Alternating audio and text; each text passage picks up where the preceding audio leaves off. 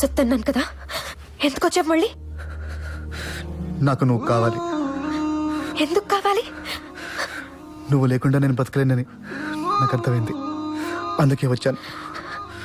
చాలా ఆలస్యంగా వచ్చావు, చాలా ఆలస్యం అయిపోయింది వరుణ్.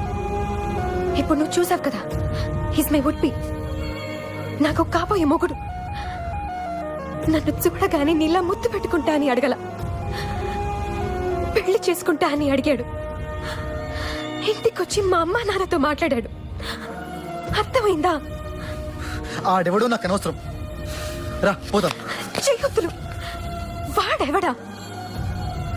His my husband. హస్బెండా? తాళి కట్టినా తెంపి తీసుకెళ్ళిపోతా, అర్థమైందా? రా పద. ఏం చూసుకుంటా నీకు